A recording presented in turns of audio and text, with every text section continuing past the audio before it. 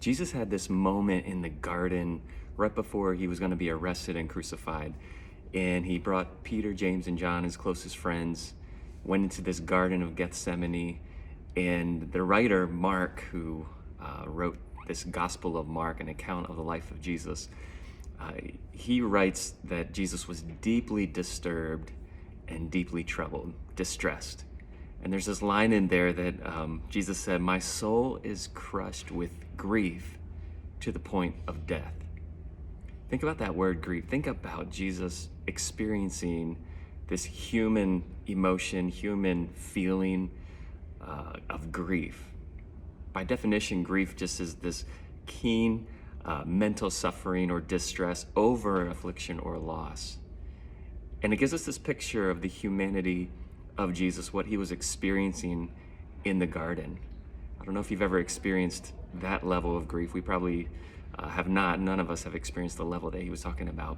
But we all have experienced some kind of grief. And so what do we do with grief? What do we do with loss? I mean, I think this is a time in history where people are dealing with a lot of loss and grief. And grief is a revealer.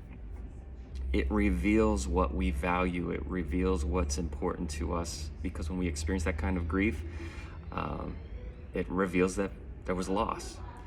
And Jesus was called, I think it was in Isaiah, Jesus was called a man of sorrows. He was acquainted with grief.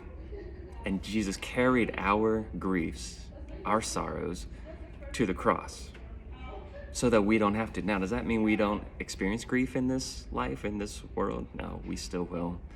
We're going to experience it. Jesus guaranteed it. But here is the good news, and here's the promise of what Jesus took to the cross. We don't have to deal with grief on our own. We have a Savior who can sympathize with us, understands our weakness, understands what it is to be crushed with grief. And is a Savior, Jesus, who made a way for us to come to him. The writer of Hebrews says we can come boldly to this throne where we can obtain grace and find mercy to help us in our time of need. So when you deal with grief, when we deal with loss, when we deal with sorrows from this world, and again, Jesus said we will experience it, we have a place to go. We can bring our sorrows, bring our griefs, bring whatever we're experiencing, bring it to Jesus, and we will find grace and mercy to help us when we need it most. Hey, this is Behind the Sermon, where we discover how our faith intersects with real life. And that's my prayer for you, that your faith would intersect with real life.